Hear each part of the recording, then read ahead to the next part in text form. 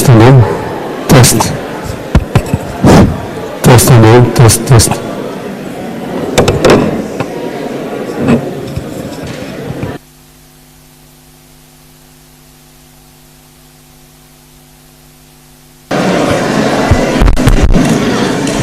Hello everybody.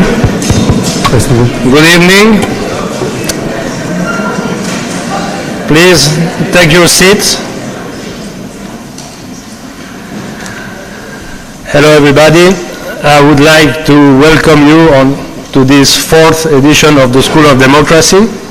On behalf of our president, Udo Bullmann, he's not here but he will show up in a few minutes with a video.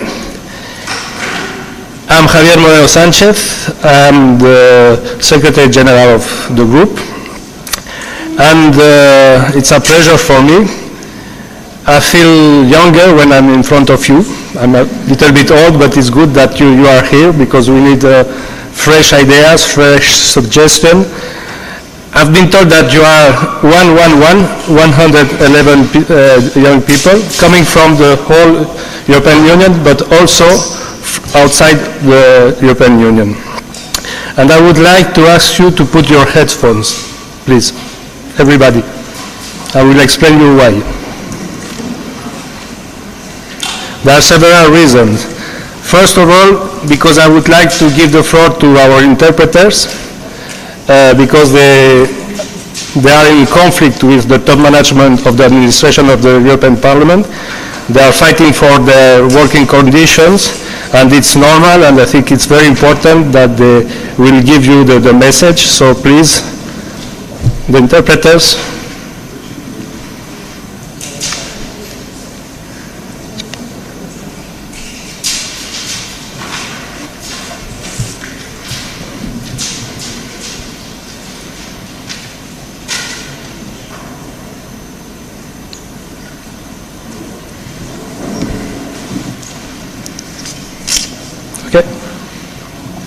Okay, thank you.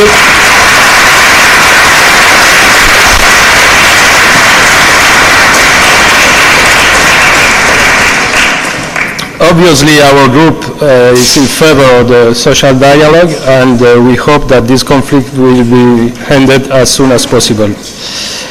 But keep your headphones, because as you know, we are in Europe diversity, multicultural societies, so it's important that you can speak in Dutch, in German, English, French, Italian or Spanish. Please use the language, because I think it's important that everybody can speak in those languages. Everybody can speak in English, and everybody, I'm a professional to destroy the mother tongue of Shakespeare, so but please speak in all that language. Also because if we want that they ended the conflict with the top management, the interpreters have to work. And if we don't use them, they don't work, and there are no more conflict, but there are no more work. So please. I would like to apologize our president, Udo Bullmann. He has to be here, but he has an important meeting in Berlin, and he has to, at last minute, to cancel. But he will be with us. Fraser, can we send the video?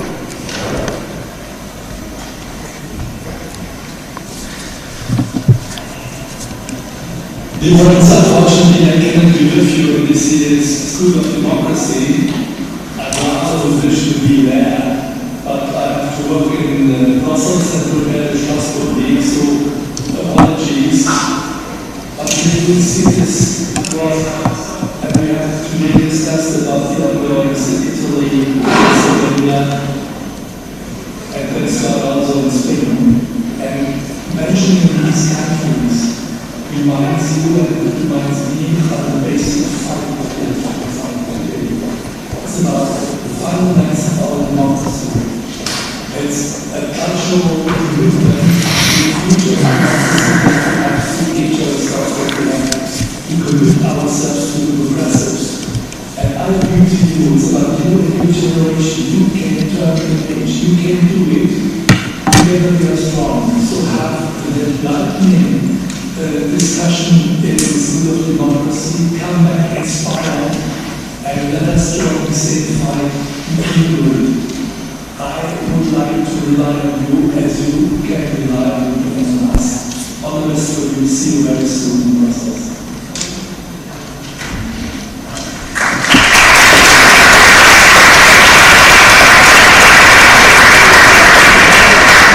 Thank you. I can assure you that in reality it's better than that. Adesso siamo in Italia, devo parlare anche un po' in italiano. Vorrei ringraziare tutti i compagni che da 4 anni già fanno che questo evento in questa meravigliosa città è un successo totale. Starà con noi, spero che arriverà il sindaco Luca Vecchi, voglio ringraziarlo e tutto il comune di Reggio Emilia. Voglio anche ringraziare la Presidenta ma anche tutto l'Istituto Cervi. Domani sera andremo all'Istituto Cervi. L'Istituto Cervi è il simbolo della lotta e della resistenza contro il fascismo. Sono stati uccisi 7 fratelli, ma domani ci racconteranno tutta la storia, è molto emozionante. Anche, come no, tutti i compagni dell'università che stanno lavorando da molti giorni per fare questo evento que sea un suceso. Y como no, voy a hablar en español, dado que soy español. ¿Qué es la School of Democracy? La School of Democracy es una idea, un proyecto que ha nacido en nuestro grupo político, que es el segundo en el Parlamento Europeo, impulsado por su expresidente, ahora senador, Gianni Pittella, que estará con nosotros mañana. Y es un proyecto en el que los protagonistas sois vosotros. Vosotros durante 3 días, 3 jornadas de debates intensos, pues vais a aportar vuestras ideas, vuestras preguntas, vuestras decisiones y nosotros pues también hablaremos, habrá políticos, habrá diputados, habrá académicos, aquí tenemos al profesor Paul Collier. ¿Y a qué hemos dedicado esta edición? Si tengo que resumirlo en 2 palabras, la primera es democracia, y la segunda es nuestro planeta. El estado de salud de la democracia, que está un poco en peligro incluso en Europa, y nuestro planeta, que no hace falta que os diga que está en peligro. Vamos a hablar de cómo conseguir la convivencia entre los ciudadanos en nuestros países, en la Unión Europea, entre gente que vive, ciudadanos del país, migrantes, entre ricos, pobres, mujeres, hombres. Y no es fácil, porque vamos a hablar también de Estado de Derecho, que está vulnerado en algunos países, solo puedo mencionar Polonia u Hungría, o cuestionado por algunas fuerzas, algunos ilustres personajes que creen que porque tienen una mayoría parlamentaria se pueden saltar la Constitución y crear una república independiente en Cataluña, vulnerando obviamente la Constitución. También vamos a hablar de la corrupción, que pone en peligro las sociedades. Menos mal, de vez en cuando podemos ganar la corrupción. Os recuerdo que este fin de semana ha prosperado una moción de censura en España y que hemos sacado a un partido que gobernaba desde la corrupción. Todo esto, claro, esto es el caldo de cultivo para muchos partidos, mucha gente populista, xenófoba, extremista, que pone en peligro nuestras democracias. Nuestro planeta. Yo creo que nadie mejor que vosotros los jóvenes nos lo recordáis todos los días, que los dirigentes políticos no podemos acabar con nuestro planeta. Por eso tenemos que desarrollar un modelo económico-social que permita que tengamos unas sociedades sostenibles, y nuestro grupo está trabajando mucho en eso. Tenemos que ver cómo luchar contra el cambio climático, cómo llegar a una transición energética hacia las energías renovables, y esto se hace, pues, para empezar, con comportamientos individuales, con actitudes individuales. Mi hija mayor, Margot, todos los días me dice: apaga la luz, apaga el grifo, pero eso no es suficiente. No es suficiente que la sociedad, que la gente lo haga. Es importante que los responsables políticos tomen conciencia de ello. ¿Cómo? Puedo ya saludar al síndaco, Luca Vecchi.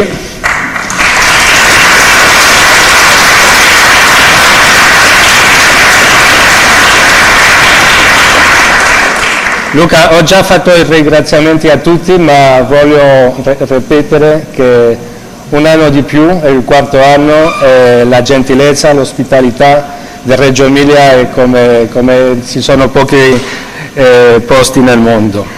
Stava diciendo cómo. Está diciendo que pues hay que gobernar,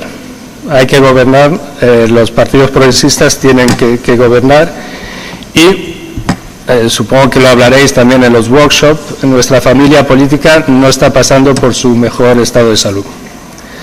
Solo con mencionar Francia, Hungría, Italia, últimamente pues digamos que nuestras fuerzas políticas pues no están en el mejor momento de salud. Pero hay que tener optimismo. Y como dije el otro día en el Comité Federal de mi partido, yo creo que tenemos que hacer la reconquista a partir de España y Portugal. Creo que tenemos que ir hacia toda Europa y sobre todo pues llevar a cabo nuestras políticas.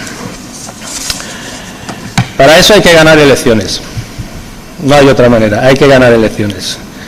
Y de aquí a un año, o sea, pasado mañana, tenemos ya las elecciones al Parlamento Europeo. Hay elecciones también regionales y nacionales en otros países. ¿Y cómo tenemos que hacerlo? Yo creo que primero tenemos que creer en nosotros mismos. Tenemos que volver a la calle, a hablar con la gente. Y cuando digo la calle, no es solo la calle físicamente, la calle virtual, porque ahora mucho se desarrolla en las redes sociales. O sea, que tenemos que utilizar las redes sociales para entender lo que quiere la gente y poder aportar respuestas. Sobre todo tenemos que cambiar la narrativa. Tenemos que cambiar la narrativa impuesta por la derecha, por los xenófobos y por los populistas. Doy un ejemplo. Para ellos la inmigración es un problema. Para nosotros es un desafío y una oportunidad. Y eso hay que hacerlo llegar a todos nuestros ciudadanos. También hay que cambiar la agenda europea, que también está marcada por la derecha. Eso significa que no nos tenemos que escaquear ante los temas delicados. A nuestra familia política no nos gusta, nos cuesta hablar de terrorismo, hablar de migración, hablar incluso de comercio. Pero os doy un ejemplo. El otro día vino ante el Grupo Socialista el antiguo canciller austriaco, Christian Kern, y tuvieron el mejor resultado, o sea, fueron la primera fuerza, pero ha habido una coalición y no están en el gobierno. Y él nos dijo que durante la campaña evitaron de hablar de inmigración y que fue un error. Fue un error porque la gente no sabía muy bien cuál era la posición de los socialdemócratas. Por eso yo creo que en todos estos temas tenemos que hablar con una voz clara. Y hablar claro con la gente es lo que muchas veces digo. Yo tengo que poder contar las historias a mi madre. Tengo que contarle lo que estamos haciendo y que lo entienda. No empezar, sobre todo desde Bruselas, con palabras que nadie entiende. Cuando hablas de six-pack, de MFF, de esas cosas, la gente no lo entiende. Y luego, pues nada, unos cuantos temas, las desigualdades, que son la madre de todos los problemas que tenemos. Las injusticias. Pensad esas familias, sobre todo, por ejemplo, en España, que han sido desalojadas de sus casas por no poder pagar la hipoteca o el alquiler de sus casas. Cuando, al mismo tiempo, los bancos, que luego se quedan con las casas, los bancos han jugado al casino financiero y hemos tenido que reembolsar con dinero público. También injusticia, cuando vemos que estas multinacionales que ganan millones y millones y millones no pagan ni un duro de impuestos. También luchar contra lo que llaman los GAFAs, Google, Amazon, Facebook, Apple. Pero también hay un elemento psicológico muy importante, que es el miedo. La gente en nuestros países muchas veces tiene miedo. Y eso los populistas, los extremistas lo han entendido y juegan con ello. Un ejemplo, migración. Ellos hablan de invasión. Dicen que son terroristas, que vienen a comer el pan de nuestros ciudadanos, que vienen a colapsar nuestros servicios públicos, la sanidad, la educación. Los ponen en competición con los ciudadanos más pobres. Nosotros tenemos que desarrollar una narrativa y explicar a la gente que eso no es así. Pero primero tenemos que decir la verdad. Y la verdad es que este fenómeno no se va a parar. Este fenómeno no se va a parar. Viendo cómo está alrededor de la Unión Europea los otros países, van a seguir viniendo. Y la gente tiene que entenderlo. Por eso, no solo no se va a parar, pero la gente que viene se queda. Y por eso hay que integrarla desde el primer minuto. Y luego, la pregunta que tenemos que hacernos es si queremos seguir dejando la gestión de los flujos migratorios en manos de los traficantes o lo asumimos los políticos. Esa es la cuestión. Luego, pongámonos en la piel de las mujeres, que se sienten acosadas, maltratadas y que no entienden por qué, haciendo el mismo trabajo que un hombre que está trabajando con ella, pues gana mucho menos dinero. Y eso solo se puede conseguir una vez que se comprometan realmente los hombres. Yo creo que, voy a hablar otra vez de Pedro Sánchez, está ahora mismo formando su gobierno y va a ser un gobierno paritario. Y ha puesto a las mujeres al frente de las carteras más importantes de su gobierno.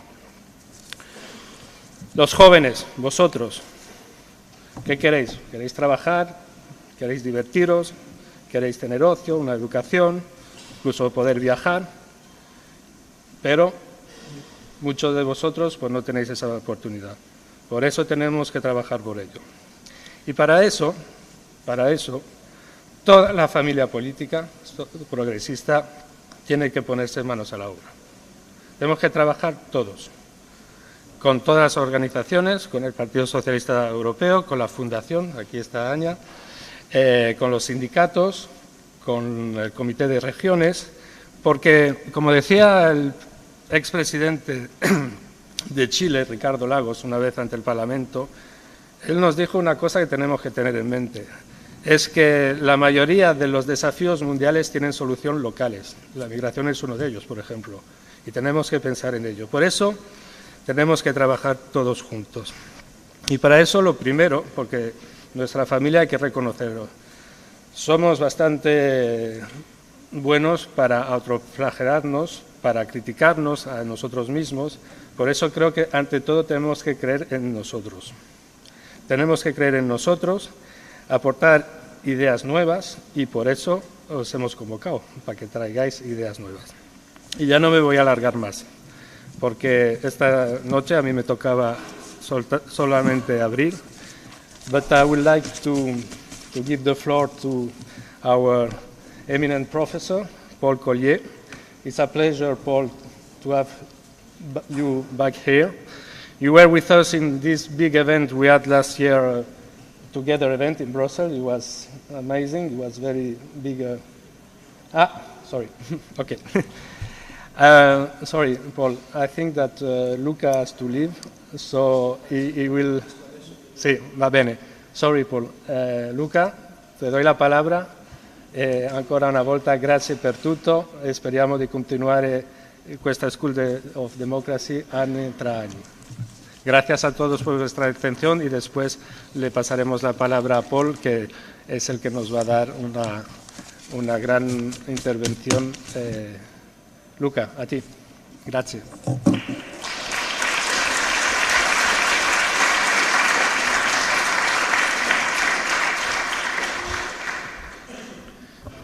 Sì, mi scuso, preferivo appunto fare ora il saluto e un brevissimo intervento perché poi per altri impegni vi dovrò lasciare e quindi insomma innanzitutto vorrei dare il benvenuto a Reggio Emilia, nella città del tricolore, al gruppo parlamentare socialista e democratico del Parlamento europeo che ha scelto per la quarta volta di essere qui a Reggio Emilia per queste importanti giornate di confronto, diciamo, politico, ma anche e soprattutto di formazione culturale.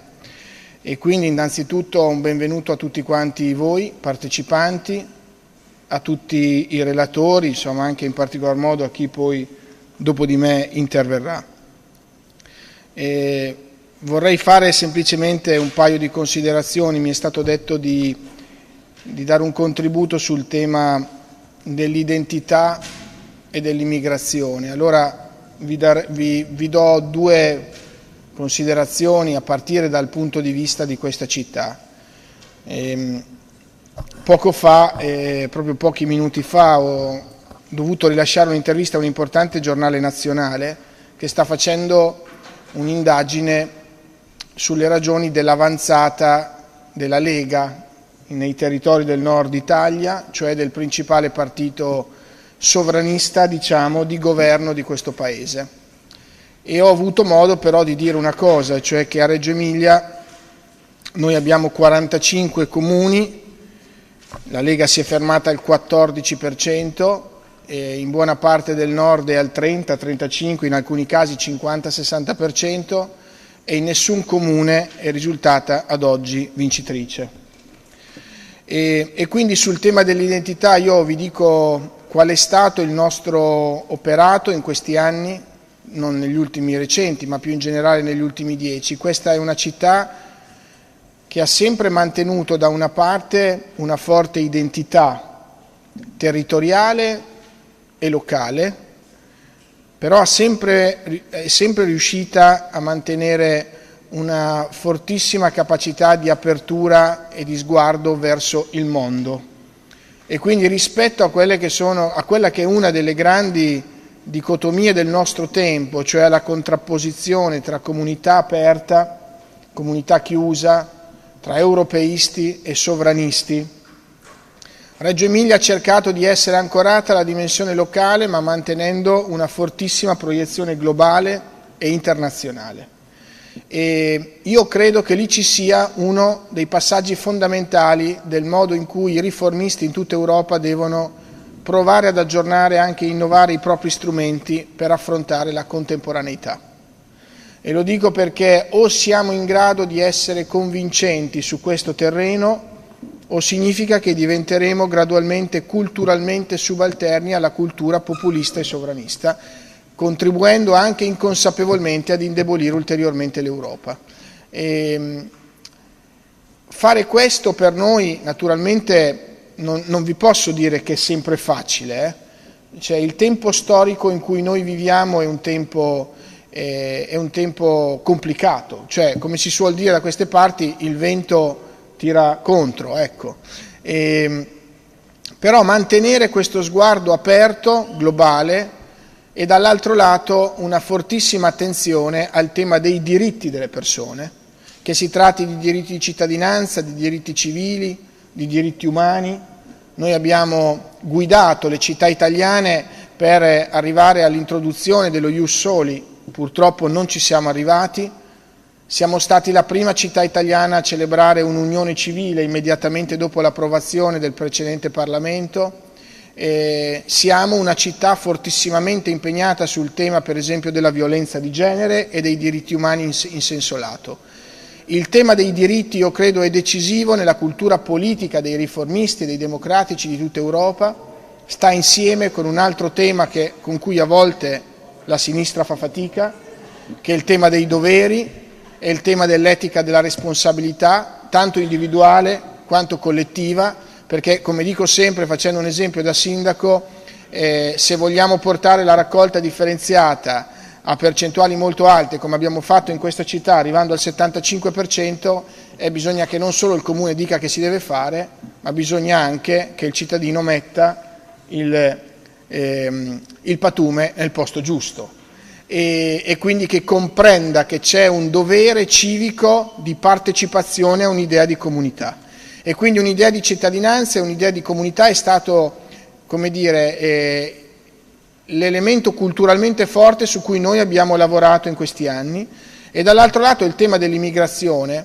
Questa è una città che negli ultimi 25 anni è passata da 130 a 175 mila abitanti, è passata dall'essere quasi priva di immigrazione ad avere il 17% di popolazione residente di origine straniera, 100 nazionalità, e quindi noi abbiamo dovuto affrontare il tema del dialogo interculturale, del dialogo interreligioso, il tema dell'alfabetizzazione sui nuovi cittadini della lingua italiana, il tema anche di quelli che sono i percorsi di convivenza civile e di maggiore integrazione.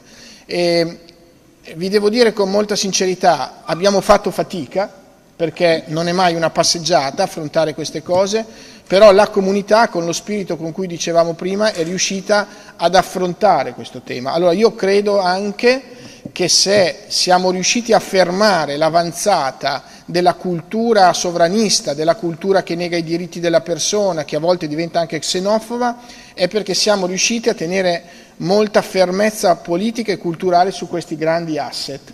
E naturalmente questo ha aperto la strada ad una città che ha continuato in questi anni ad investire sull'education. Voi sapete che Reggio Emilia è, come dire, una città di riferimento internazionale nell'esperienza delle proprie scuole dell'infanzia. Sulle politiche di welfare noi abbiamo incrementato risorse pubbliche, e sulla sanità, io faccio sempre un esempio, insomma, fino a quando a Reggio Emilia il più ricco andrà a curarsi all'ospedale pubblico, magari nella stessa stanza del più povero, vuol dire che sul terreno dell'eguaglianza abbiamo fatto un po' di strada. Ecco, parlare della mia città naturalmente mi entusiasma, mi appassiona, io andrei avanti anche fino a domani mattina e lo dovrei fare anche con grande riconoscenza alle generazioni che mi hanno preceduto di amministratori. Qui però mi voglio fermare perché insomma stasera la serata è dedicata ad altro. Voglio però anche dirvi in battuta che mi ha fatto piacere sentire la lingua spagnola, perché in questi giorni, come dire, è una buttata d'aria fresca, e quindi insomma vi rinnovo non soltanto il benvenuto, il buon lavoro e la convinzione che la collaborazione che si è gradualmente sviluppata e consolidata in questi anni possa essere consolidata nel tempo e, per quanto ci riguarda, per noi motivo costante e significativo di arricchimento per la città. Grazie e buon lavoro.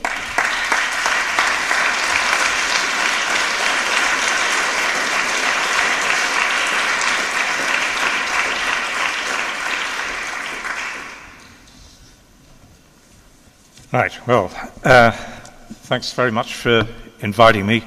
I don't know if any of you know who I am. I'm Paul Collier. I'm a professor of economics and public policy. I work mainly on very poor countries. I wrote a book called The Bottom Billion, which some of you might have come across. And then more recently I've worked on migrants and on refugees.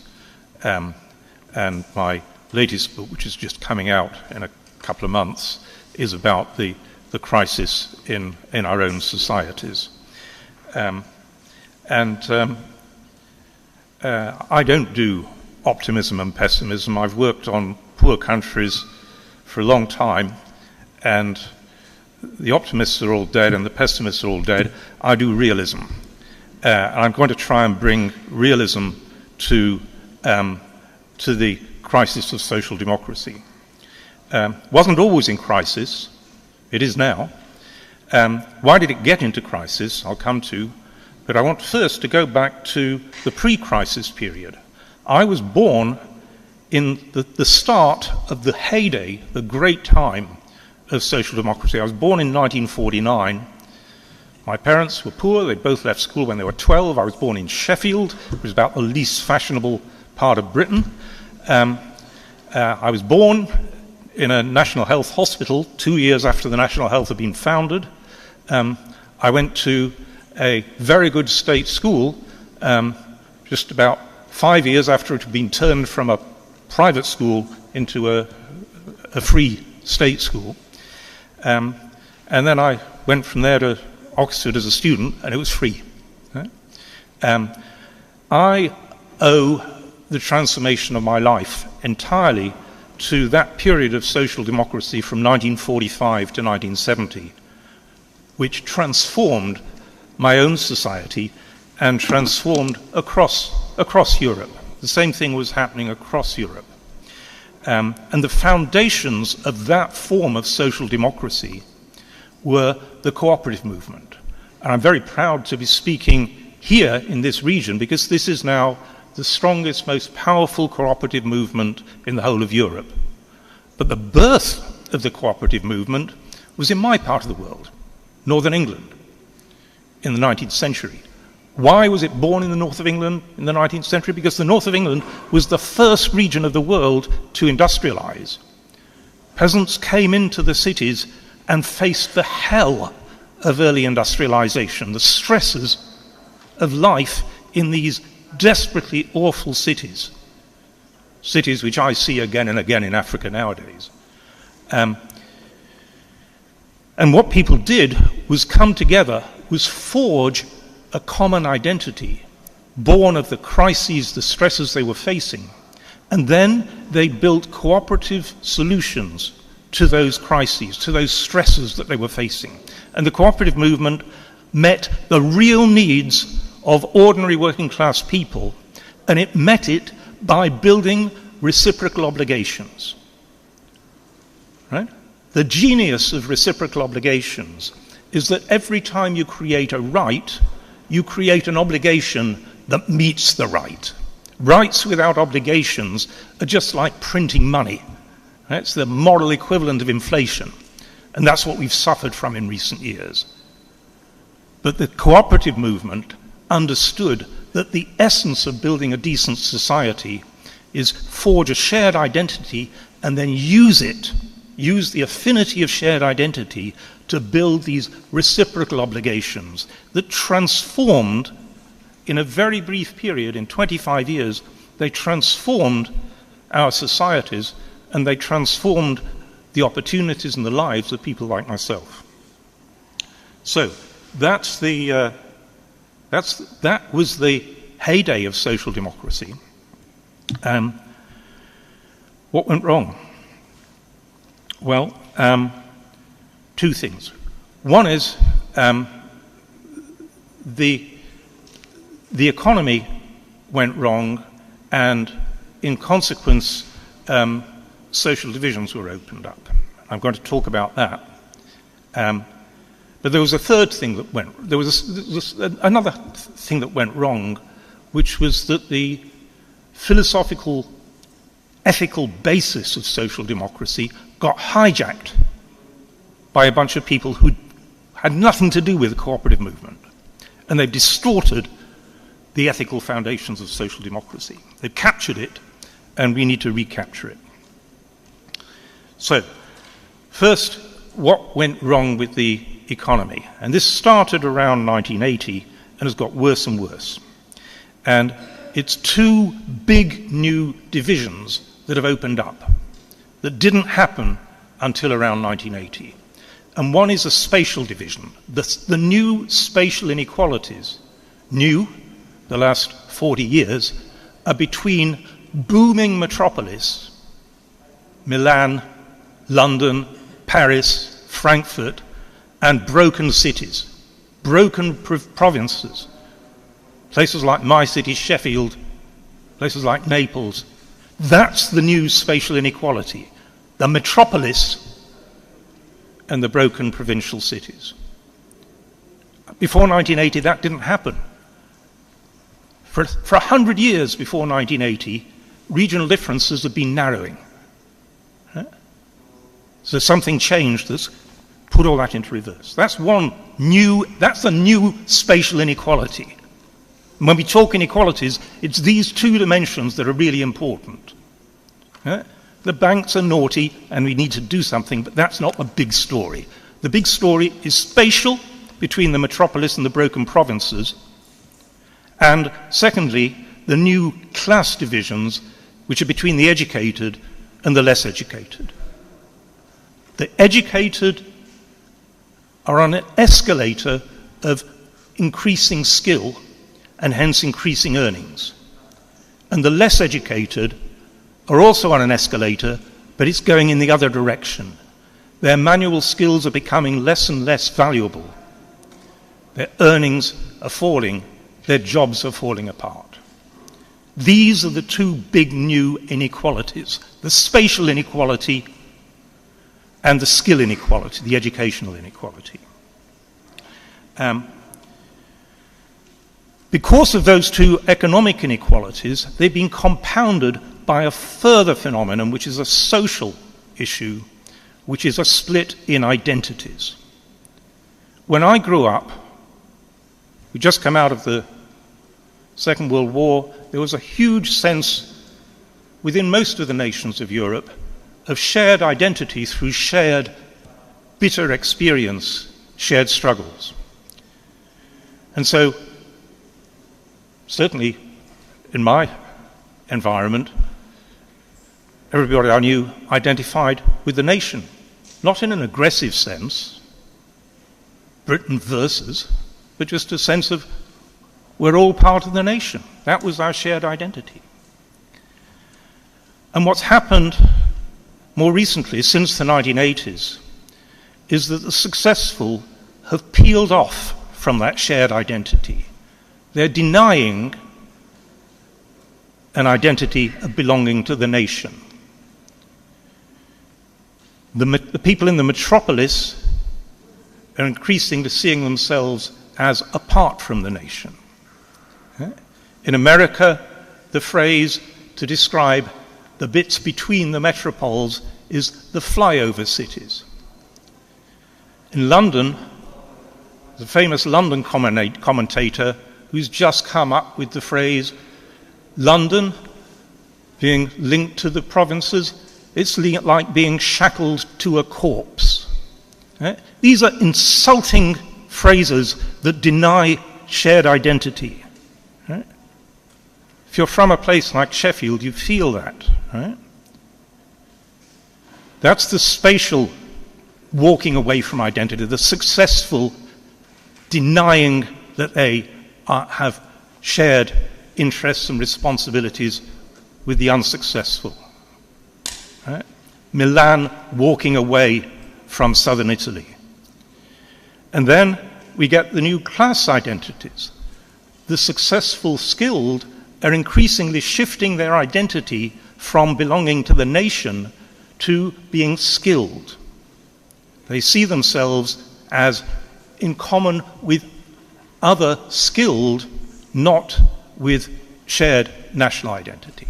And so what was a shared identity has been shattered by the successful running away.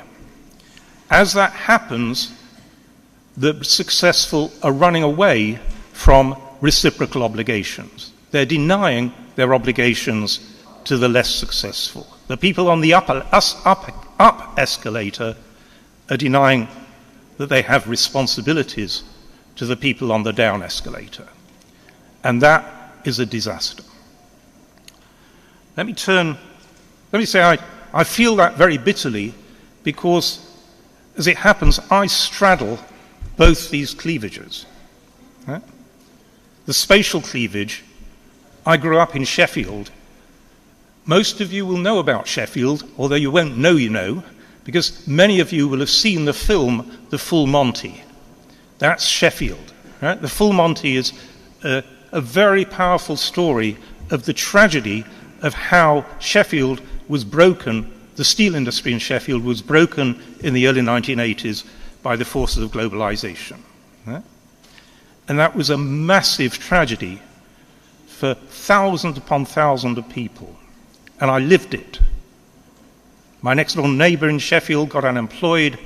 My relatives were forced into jobs cleaning toilets. Meanwhile, I was living in paradise. My postcode in Oxford is the highest ratio of house prices to incomes in the entire country of Britain. And so I'm in prime metropolitan land. But I feel that divide bitterly. And then education, as I say. My parents left school when they were 12, and I've got education coming out of my ears, right? So I have lived these two divides, the spatial divide and the skill divide. And that's why I care about healing that divide. It's not good enough for the skilled and successful to walk away from those whose lives have been shattered. But now I want to turn to what I consider to be the disasters that have hit the intellectual foundations of social democracy. And the foundations that I think are worth returning to are that sense of the cooperative movement addressing the real needs of ordinary working class people and doing so by building reciprocal obligations. rights matched by duties. Just to remind you, this was a spectacularly successful thing. It produced cooperative movement in retail, in agriculture, which was here, in housing. One little town in the north of England created the Halifax Building Society. Halifax is a little town in the north of England. And it grew to be the biggest bank in the whole of Britain, one of the biggest in the world, until it was demutualised and then run by the City of London. So the amateur cooperators were ousted, and the whiz kids in the City of London ran it. And it had taken 150 years to grow it from its origins to be the biggest bank in Britain. The City of London took 25 years to bankrupt it. So, why did social democracy depart from the cooperative movement and the principles of reciprocal obligations? It went in three different directions. One, amongst my own profession, economists, we got seduced by utilitarianism and social paternalism. The utilitarian model, which when you think about it is crazy, has it that economists will run the country. Right? We are the Platonic guardians. Plato thought that it would be philosophy professors, but economists put them right, it's economics professors. Right? So we are the vanguard who will maximize global utility. Social paternalism, we know best. Right? Except we didn't. Right? That's why you've had these terrible divisions opening up in the economy since about 1980. So that was the utilitarianism. The classic example of the mess-up is the modernist destruction of cities, which ticked all the boxes of utilitarian utility maximization, except it destroyed communities.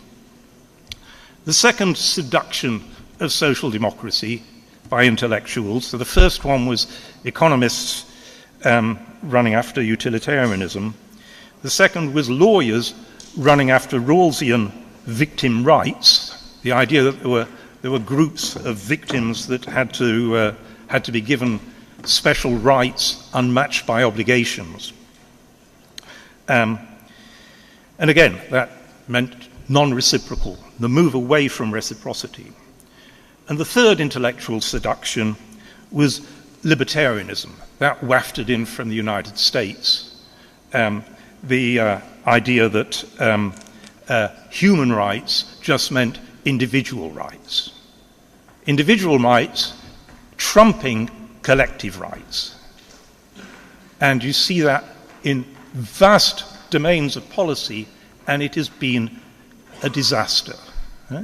Human rights don't mean individual rights, because humans are not first and foremost individuals. We are social animals. We are first and foremost members of communities.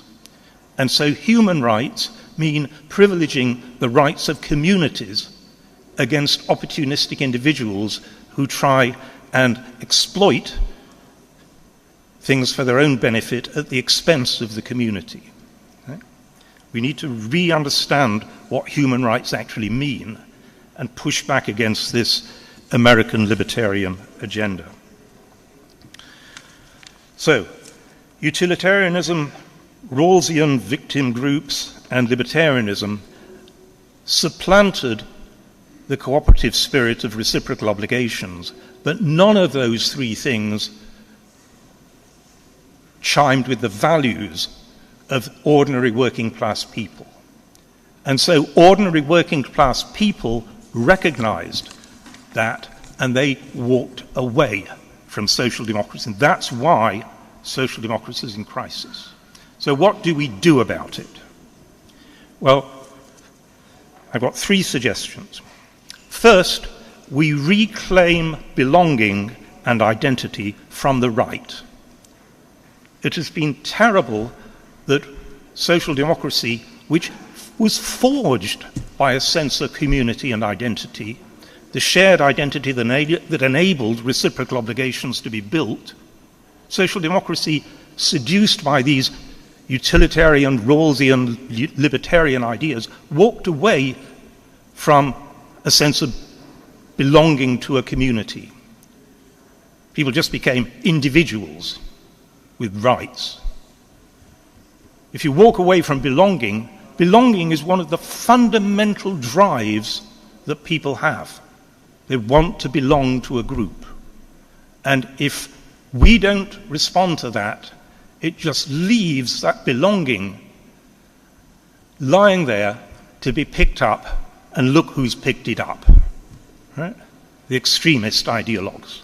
Right? Belonging is too fundamental to what being a human being is about, to leave that sense of belonging to a place, belonging to a group, to the extreme right. So we need to revive a sense of shared identity as being a fundamental part of what it means to be on the left. Because without shared identity, you can't build reciprocal obligations. How do you do that? You do not do it the way the right does, by saying, we belong and you don't. You do it by saying, we all have the same, come from the same place, people belong to the same place, we're all here, and we all have a shared purpose. Place and purpose are to the left what ethnicity or religion are to the right. We share place and we share purpose. So that's my first recommendation, is social democracy needs to rediscover the shared belonging of place and purpose. Secondly, jobs. People need jobs. They don't just need transfers of money, they need to have the dignity and autonomy of earning a living. And so they need a job. That means that jobs have got to move to where people are. At the moment, we've got these crazy policies of trying to move people to where the jobs are. Well, the jobs are in Germany at the moment, right?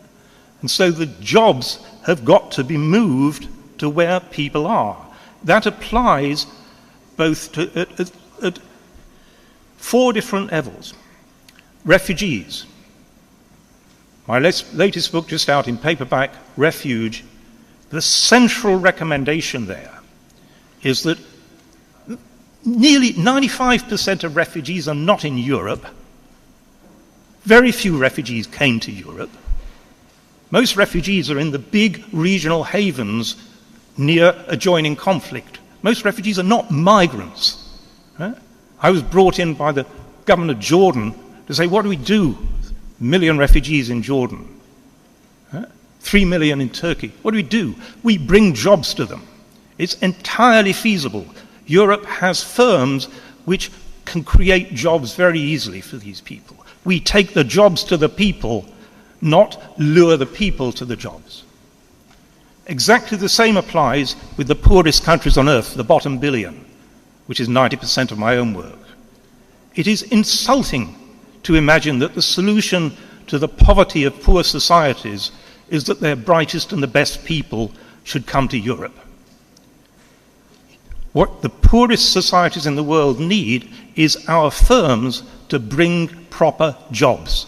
And that is the agenda. We need public policy actively and public money to bring jobs to refugees in the havens, to bring work to the poorest societies where they need that work. We need it within countries like Italy. The jobs have got to move from Milan to the south, and we need public policies that ensure that happens. And we need it across Europe. The jobs have got to move from Germany to the southern Europe and Eastern Europe areas where unemployment is absurdly high, especially amongst young people. And firms must be required to do this through tax tax incentives, and so on. We've got lots of public policies that can shift jobs, and we should stop imagining that the solution is to break up communities and shift people.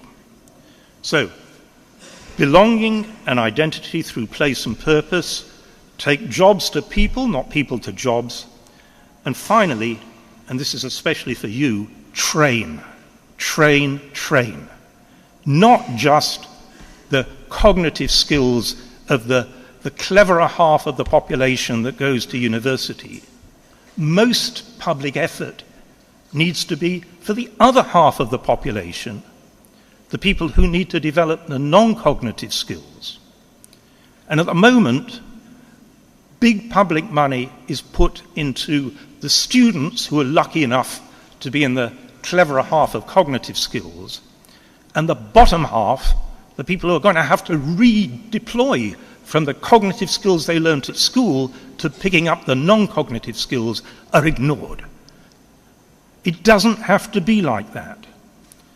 The model in Europe is actually Switzerland, which has a system where firms put really big money. They pay for half the cost of prolonged periods of 4 years of non-cognitive skills training, and that applies to 60% of the Swiss young population. And so that's the model that we need to do to move public money from the cognitively skilled to the non-cognitive skills. And finally, we need to do that not just amongst young people, but throughout life. Because our economies are sufficiently changing now that people will have to retrain every 10 years or so. There's a new policy just brought in by the French government, which I think is a great policy to be emulated, and that is that everybody is now given a €5,000 credit to be spent on training, which they can spend at any time through their lives. Right? €5,000 isn't enough, but at least it's the principle, it's the right start. Right? If you think about it, the non-cognitively skilled should get at least the same budget, the lifetime budget, as the cognitively skilled who get their education paid for while they're students. And so we equalize that. So there's the three policies, which are all I've got time to recommend.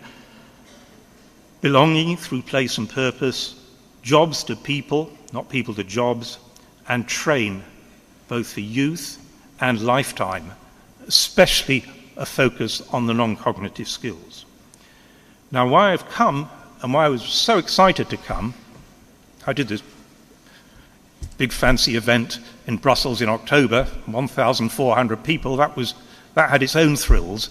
But I was more excited to come to you because you are the people who will determine the future.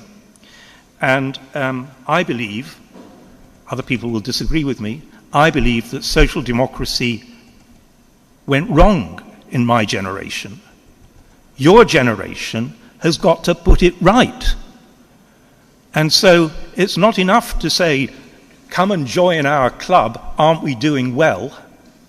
I'd love to be able to say that. But instead, I have to say, come and take over the club, you need to salvage it. Thank you.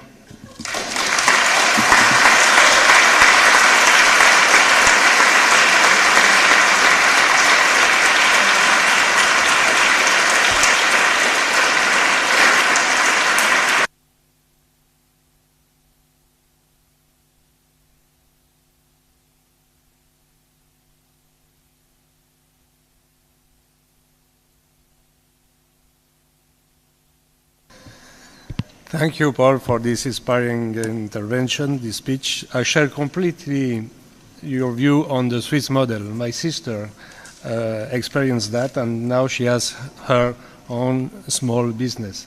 And you are right, 60% of the people in Switzerland, they don't go to university, and they can go up to the top of the the big companies through this model. I think it's a very good model.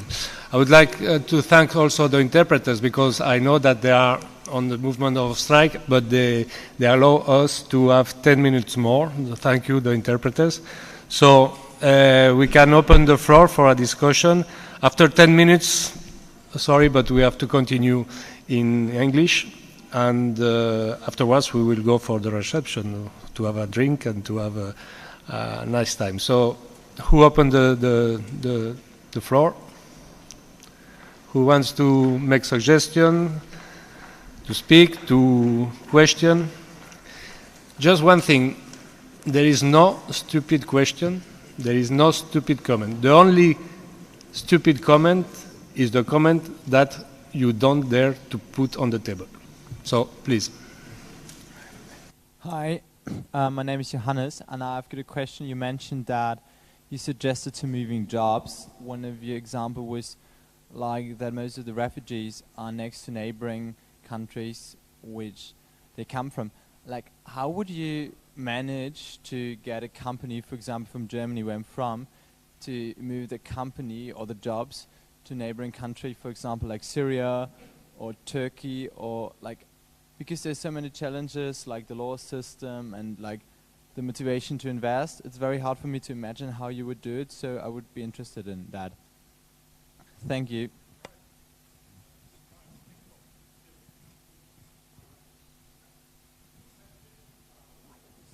It's a good question. I've got a good answer. All right.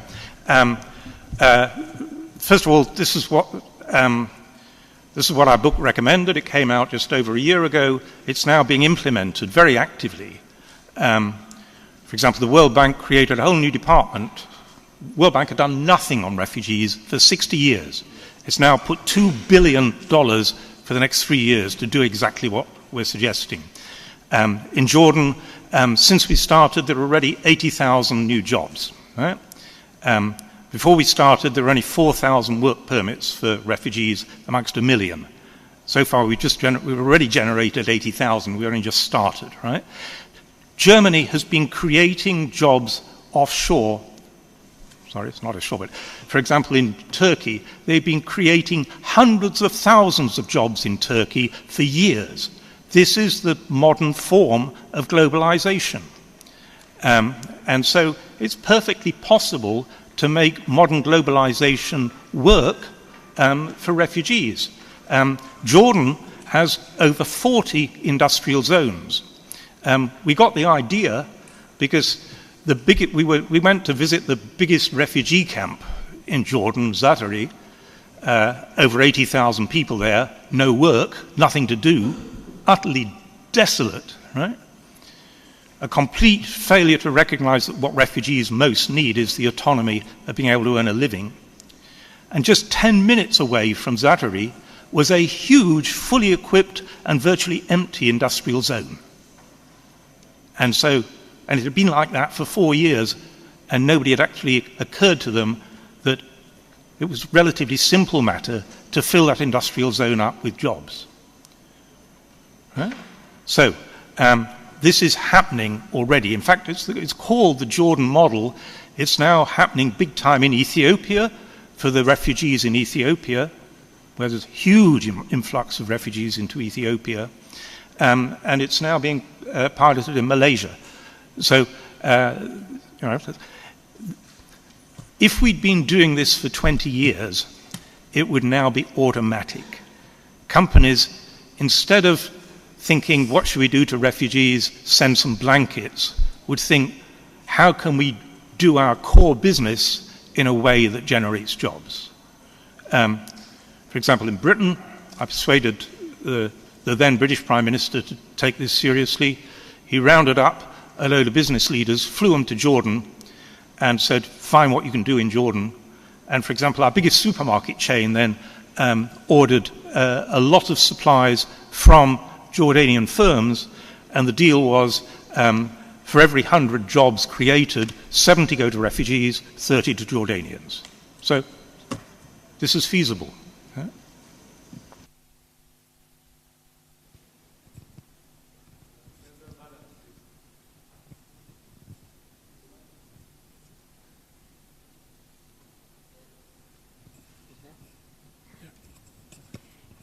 I would continue with the question that was brought up before. How do you see digitalization playing a role in this bringing jobs to the people? Do you see a future where jobs are brought via the internet to remote areas? Yeah, so again, it's a good question. How long will industrial jobs be? We've got certainly another 10 years, maybe another 20, and then who knows? We just can't forecast the economic future any beyond that horizon. But yes, what will open up, though, is a lot of service activities, which will become sort of internationally tradable. It's already starting to happen. There's a good way of thinking about the effect of robotics and automation is to think that it will eliminate some tasks, but not necessarily whole jobs. The typical person's job is made up of many different tasks. And some of those tasks are well suited to automation or robots, and others are not.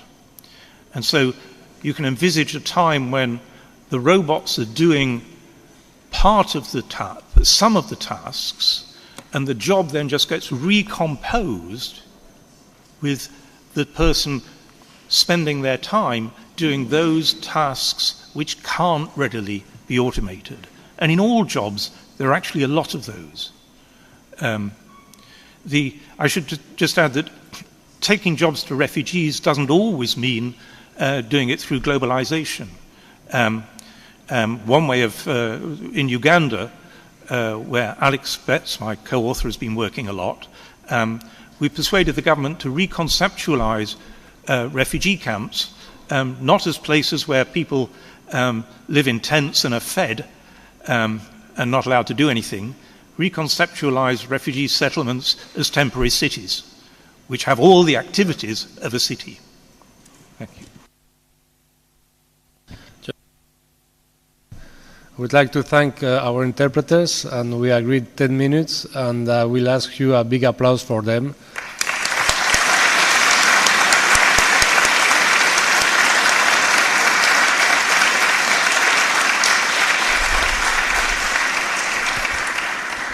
And now, Paul, if you agree, we continue in English. You stop when you want. No. So, please. There's a lot of questions.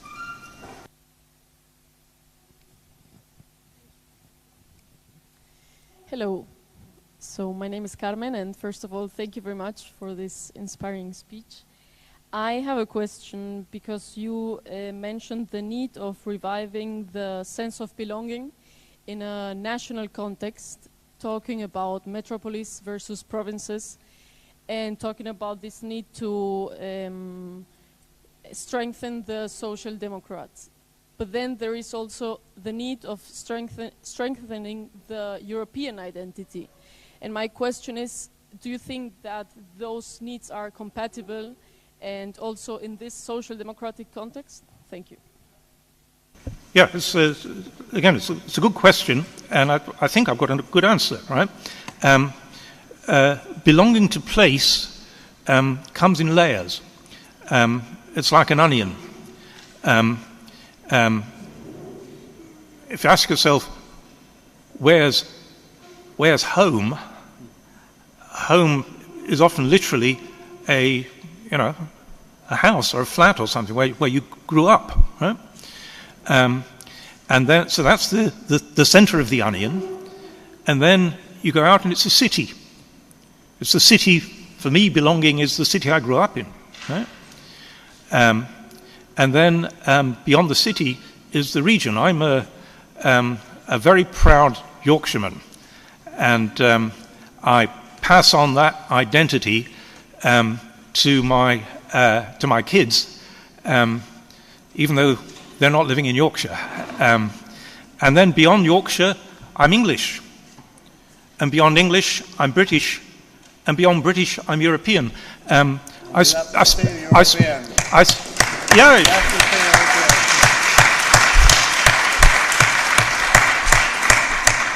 Please let us, right?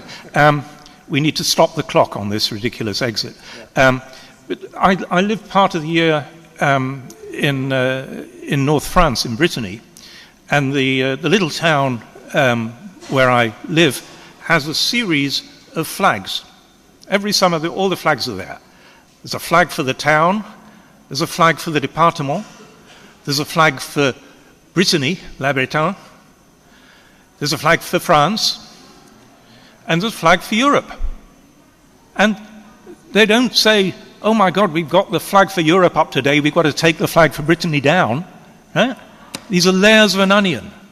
And they're not incompatible, on the contrary. You know, if you took the heart out of the onion, it wouldn't be an onion anymore. And so belonging to place is these layers. And we need to get back to that narrative. It's not Europe or, it's Europe and. You know?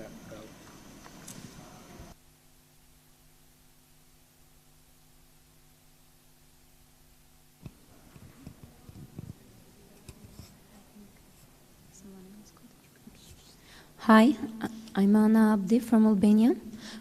First of all, I would like to thank you for your amazing speech. It was very inspiring, and I think that it tackles all of us, because these are the perceptions that we all believe in. I would like to make a question regarding jobs. In my opinion, as much as I've studied until now, I think that we have so many bureaucracies, not only in Europe but globally. We have United Nations that basically has an office about every problem, but there's bureaucracy in there and they don't quite have a solution. So do you think that we can build a platform inside the social and democratic group which can really give solution to jobs? Because I think, and I believe that everyone thinks that the economy, if we boost the economy and if we improve the economic rights, then we can talk and have better individuals which can be better Europeans and better global citizens. Do you think that we need a platform that can, let's say, work on how to move the jobs to the places, not the people to the job? Yeah, that's the right question. And don't forget, I'm an economist, right? So I'm not what I said was not a sort of dreamy aspiration. I believe it's entirely feasible, and there are policy instruments that we can use to do it. We just haven't used them. And we need to. So the little book I've got coming out in beginning of October actually goes into details on this, right? We can move jobs. We need to use public policy to change the incentives for firms. We need to use some public money to get firms to go to places that they don't want to go to because costs would initially be higher. Right? There's a terrible bias that firms, if there's in the absence of public policy to the contrary, firms will go to the metropole. And that's why the metropoles are booming, because we haven't got good public policy to counter it. Yeah? I don't know if you followed at all the grim business of Amazon in America announcing that it's going to have a second headquarters. And Amazon is big enough that it could transform the opportunities of a broken city. And Amazon is crooked enough that it knows it's got that power, and so it's going to exploit it to the full by conducting a bidding war amongst American cities. And so broken cities are having to offer vast tax incentives, effectively to tax their population to try and lure Amazon to come. There's an article today that says the shortlist for Amazon is going to be dominated by New York and Washington, the two places that just don't need it. Right? And so we need much more active public policy to steer the Amazons of this world to places that need them. Right? But we've got those public policies that can be used. We've just not had the nous or the guts to use them. And of course the firms develop their own self-interested narrative that they've got to be in the metropolis. You know? These narratives are false, self-serving, and just have to be countered. Good evening. My name is Alberto. I'm from Milano, and so you talk about a little bit my city, and I think the situation is very interesting because it's a city where our party, I mean the PD, the Democratic Party, is winning a lot, and that's a problem because Milan is like the city of everybody. Because if you are educated, you can have a job, you can reach your goals. But at the same time, there is a sort of gap between the provinces around Milan and the city.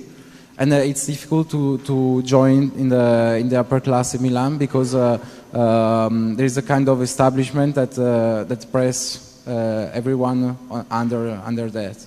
So, and another problem related on that is that Renzi made his campaign on the Milano's model.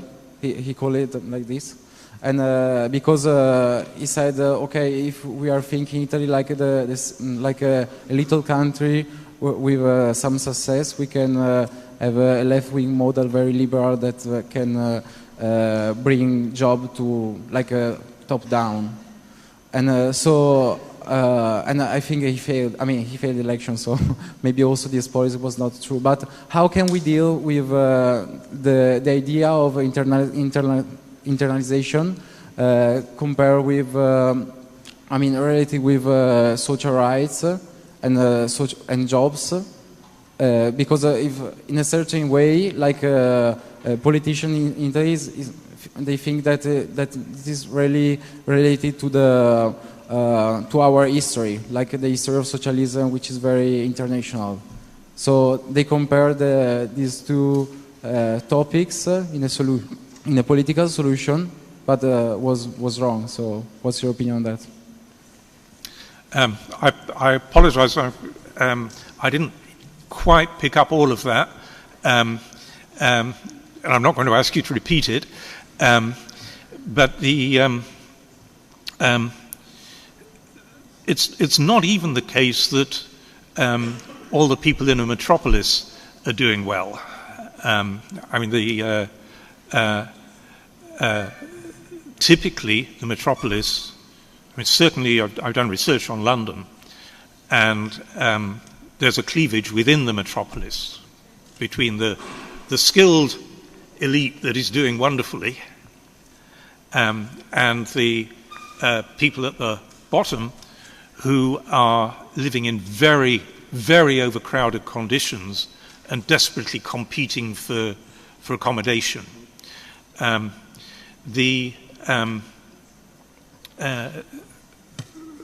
can't go into this in any detail, but in the book there's a big argument that the growth of the agglomeration of the metropolis is generating huge, what's called economic rents of agglomeration. And those rents are not being earned by the skilled, they're being captured by the skilled. Basically, when you bring an awful lot of people together in a city, the city becomes much more productive. And there are two groups who capture those gains. One is the people who own the land values go up, and the other is the skilled people who've got sort of privileged access to the city. And we need to redesign our tax system so that we massively capture those rents of agglomeration for society rather than leaving it to the landowners and the highly skilled. A good model here is what Singapore did. Lee Kuan Yew, who built a really successful society, froze all land values at their 1973 land value, and then proceeded to purchase 2/3 of the land in Singapore for the city at 1973 land prices. Because he said the appreciation in land values beyond 1973 is thanks to all of us. It's because we've all been working in Singapore. It's not the people who own the land. They just lay on a beach, right? And so we need to redesign our tax system so that it captures rents rather than captures a tax on effort. And that's, again, entirely feasible to do. And there's big money. The country that's most successful in that, apart from Singapore, is China. They managed to socialize the appreciation in land values. And that's a very important thing for social democrats to wake up to.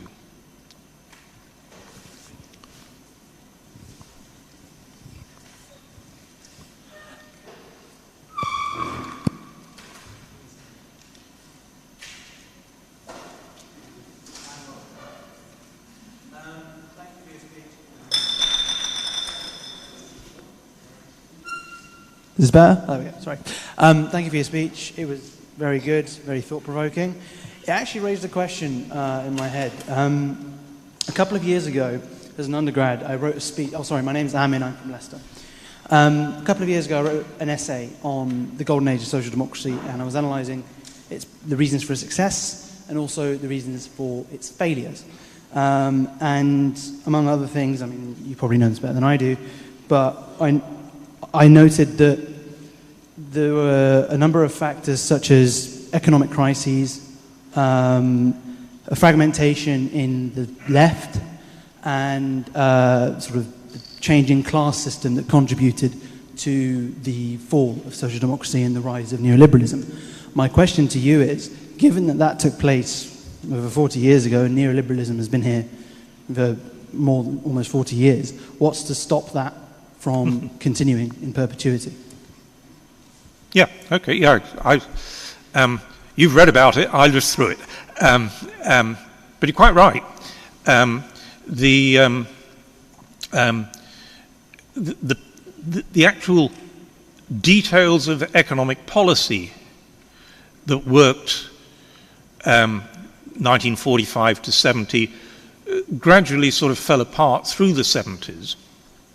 And that provided an opportunity for the false but seductive mantra of the American right, which was that the free market was the solution and you just needed to deregulate. We learnt the hard way that that wasn't right. Right? But your central point that the economic policies of social democracy that worked in the 60s and 50s gradually deteriorated in the 70s, and that's right. And so, whilst I want us to go back to the philosophical basis of social democracy in that period, 1945 to 70, which was reciprocal obligations, shared identity, cooperative movement, I don't want us to just literally return to the economic policies of that time. The big economic cleavages that have opened up in the last 40 years, this spatial divide and this skill divide, were not happening 1945 to 70. And so we didn't have policies that are equipped to tackle those problems. We need new policies that will tackle them. We also got into a complete mess over inflation. And so we need policies which avoid that peril without the sort of drastic fiscal solutions, which are not solutions. They produced mass unemployment across Europe. And so it's not literally return to the economic policies in detail of 1945 to 70, but there are social democrat policies, economic policies, which would solve the anxieties of the present, which are different from the anxieties that social democracy 1945 to 70 solved. I'm a pragmatist. Ideologues believe that there's one answer which is right forever. And the world is not like that. Right? Ideologues are dangerous idiots, in my view. Right? The world keeps changing the problems, and that's why we need to combine the head and the heart with pragmatic solutions that address today's problems. Right? We can't address today's problems with yesterday's ideologies. Hi, Paul. Fionn McGarry is my name. I have been living in Ireland for the last 9 years, having grown up in Australia. It's a pleasure to hear you speak. You're the most read man on the politics syllabus in Trinity in Dublin. And what you were saying about the division between the metropolis and I suppose more rural areas really resonates in the light of our recent abortion referendum, where the only county that voted no was Donegal, which would most likely have voted yes if all of the young people had not been living in Dublin, Cork or Galway. But I suppose my main question, though, is at what point do preferential policies relating to economic development and jobs become a race to the bottom? I think in Ireland it's really noticeable that our corporate tax rate is 12.5%, but companies like Google, Apple, Facebook and Amazon pay closer to 1%. And we had this really quite ignominious situation a couple of years ago where our government refused 13 billion euro in taxes in order from Apple when we have underfunded public services, underfunded education, underfunded everything else. You know, at what point does that become a race to the bottom? Yeah, that's a very good question. So we've got to avoid that race to the bottom. We've had a race to the bottom in corporate taxation. What Amazon's trying to do in America at the moment is have a race to the bottom amongst American cities, offering it the sweetest deal. And so we've got to avoid that sort of structure. It doesn't work. Right? We need much more proactive approaches. Ireland's a model here of how to get stuff to places that initially don't have jobs. Because the Irish Investment Authority, from the 1950s onwards, developed a whole new approach, which was target firms that you think could be viable, find out what they need, try and coordinate a group of firms to come to the same place, and then follow the firm once it's there to see whether it can expand. And most of Ireland's jobs from new investment came as follow-ups to the initial investment. Right? So the Irish model of using an investment authority is really quite an intelligent model. But a related approach is that take a broken city like Sheffield after this collapse of the steel industry. Now Sheffield has two very good universities, and it has a skilled population, and so there was a potential to say, we're going to create a new hub. We're not going to try and revive the old, but we're going to try and attract new firms in, and we'll find out where are those firms. There'll be a coordinated attempt to build industrial clusters of coordination problems. And so you've got to try and get a group of firms to come together. You can only do that with active public policy. The market will not do it. What the market does with broken cities is fill them up with junk jobs like warehouses and the sort of low-skill stuff. And so the market really does not work. What I'm saying here is not just me. On the economic geography of cities, I've been pairing up with Tony Venables, who's one of the top 2 or 3 economic geographers in the world, and he's got a whole block of analysis on why the market doesn't work to revive broken cities and how you can do it. So there are solutions here. You know, they're not solutions of 2 minutes. They're serious people have got to use a coordinated effort of linking training with universities and with firms to try and coordinate a whole package. And that will cost money. It's worth it.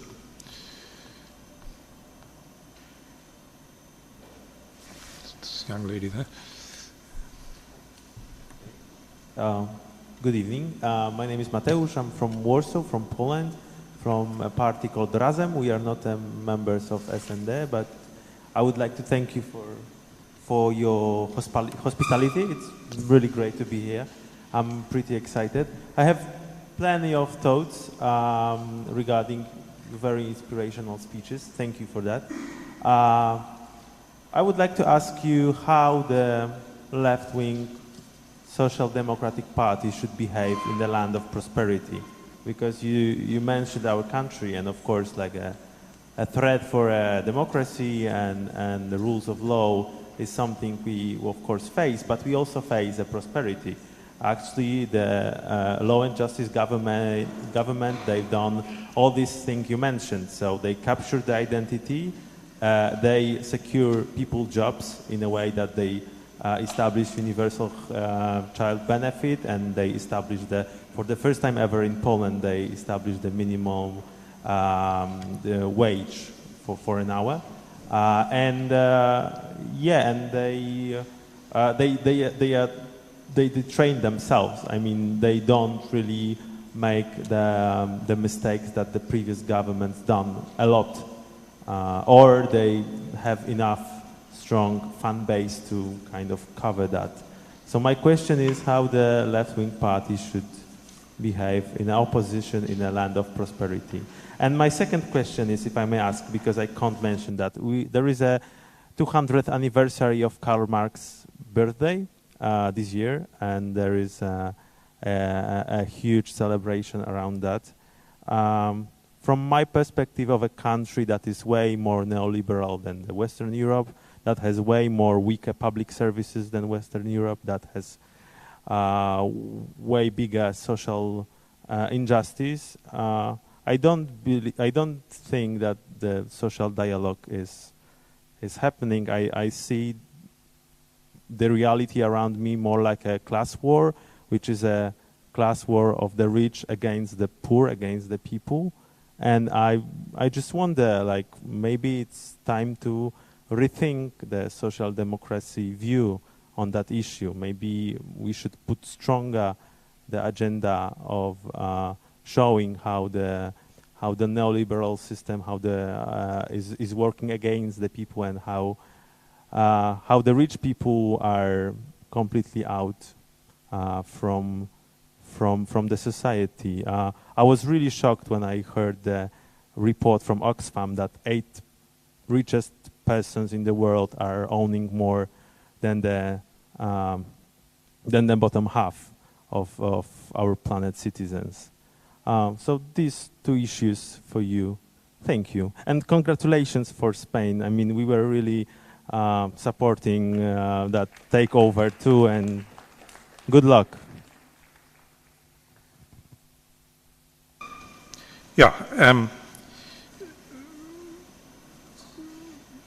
First of all, populism doesn't have answers.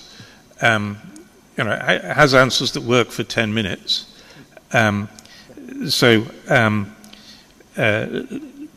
Dealing properly with the economic divides requires really rather clever policies. You've got to use the head as well as the heart.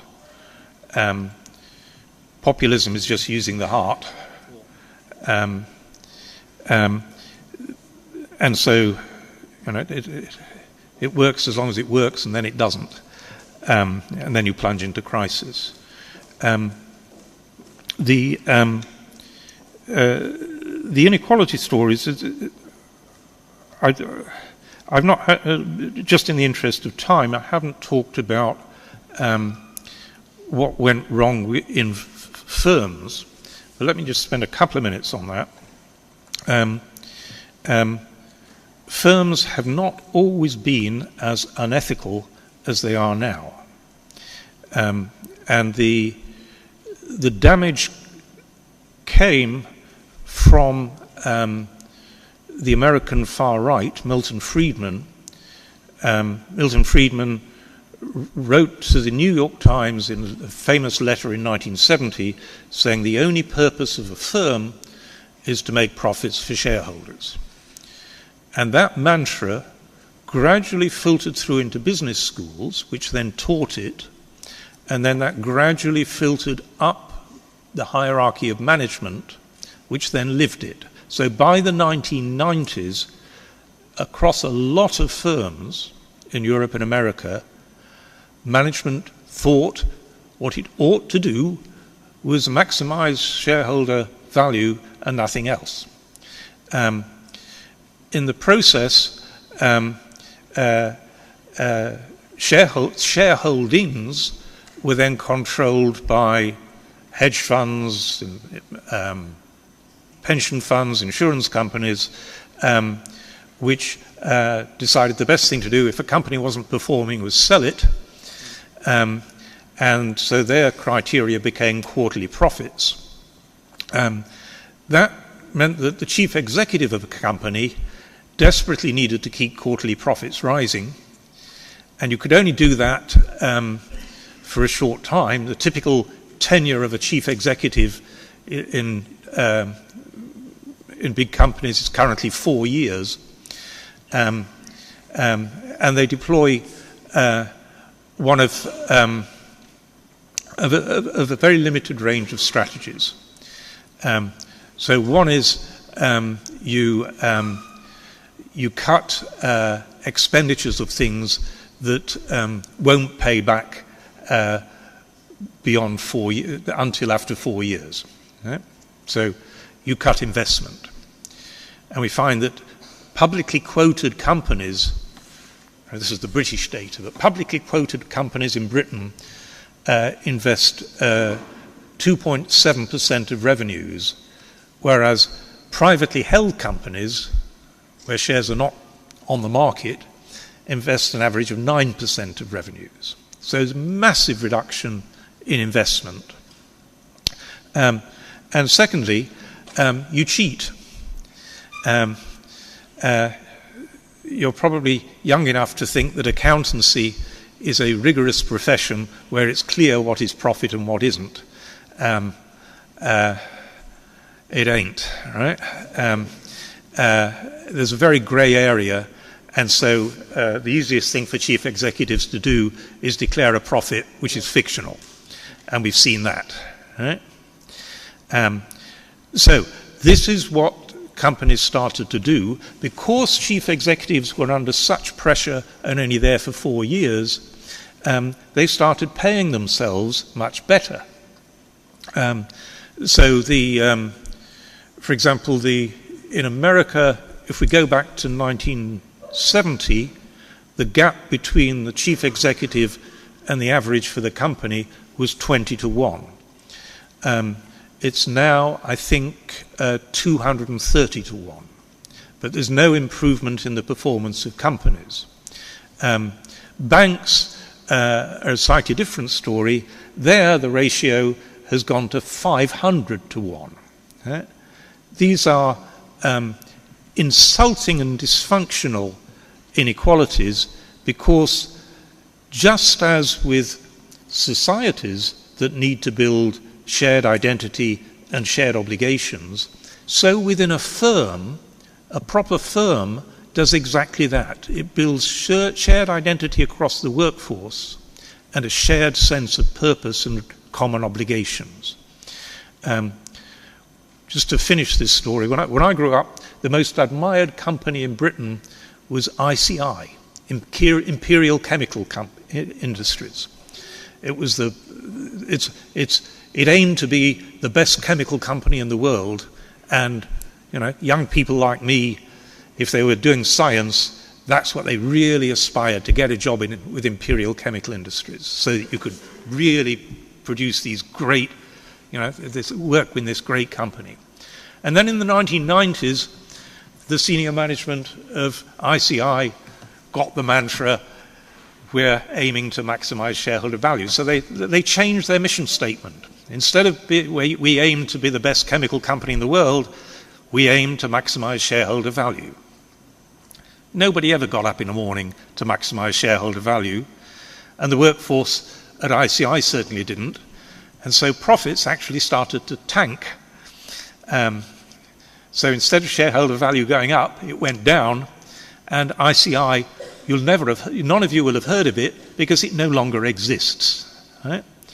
So that move to shareholder value, which had its origins in that letter from Milton Friedman, has proved disastrous. It's been a machine both to make companies less functional, less purposive, and to get these grotesque inequalities between the senior staff and ordinary workers.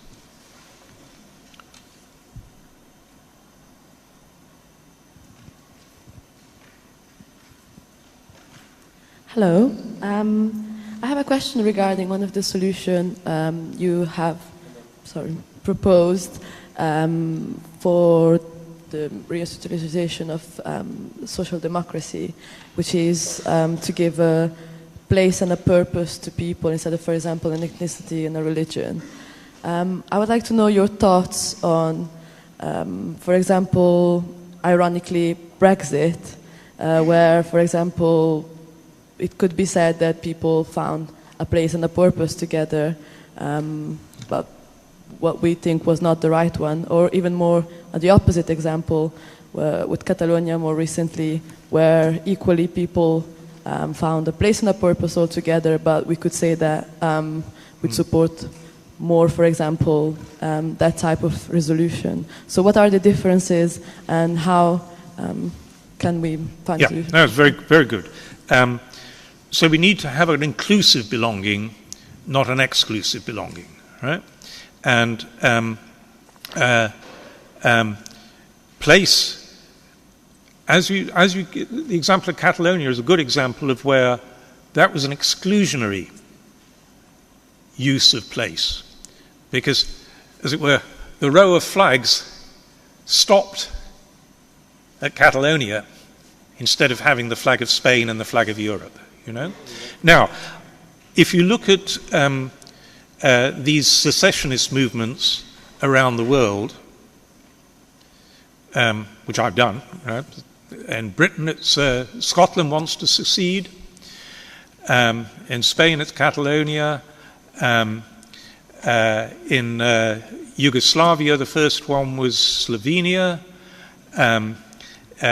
Nigeria, believe it or not, Biafra's back wanting to secede, and the latest is in Brazil, the regions around Sao Paulo want to secede. All these secessions have one thing in common. They are the richest region in the country wanting to break away. What is the Northern League if it isn't saying we don't want to pay for the South? These secessions, which masquerade as we want to be comradely, build community. That's the masquerading narrative of the Scottish Nationalist Party. And it's a scam. They're not sharing, wanting to be equal. The only reason they're not revealed as greedy opportunists is because their public relations departments have done a good job and not been challenged by the likes of us. right? These are disgraceful secessionary movements which are manifestations of greed, every single one of them. Now, Brexit was something else. Brexit wasn't the greedy wanting to run off. It was the neglected saying, help. And Brexit happened because they had been neglected and ignored. And so we, by foolish policies between 1980 and 2016, we reaped this whirlwind of people using that opportunity as a protest. It wasn't a thought-through strategy of, we want this set of policies. It was the one opportunity people had to throw a spanner in the works of what the elite had been doing. And they took that opportunity. And it's a tragedy, because, of course, the very people who voted for Brexit were the ones who are most hurt. Okay? The elites will protect themselves very nicely, thank you. Right? So it's a tragedy, and yes, if possible, we need to stop it.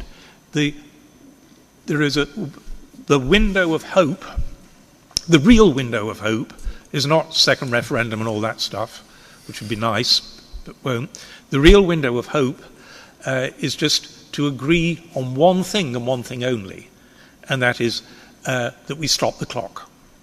Okay? For the next few years, I would like to see Britain as being, in effect, the sort of the equivalent of Turkey. Turkey, you'll have noticed, is in process of joining the European Union and always will be. And for the next few years, it would be great if Britain was in the process of leaving the European Union and always will be. That's the best practical reason.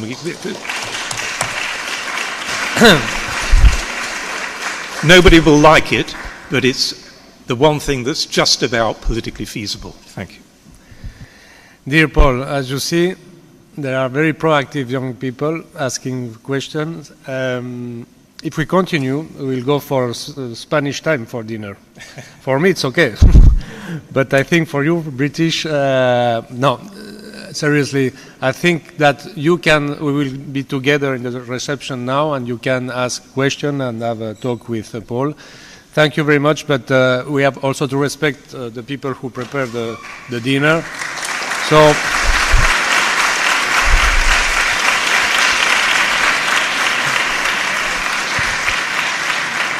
thank you very much. Enjoy the reception, enjoy the evening, the night, but please, tomorrow at 9 sharp here. Thank you.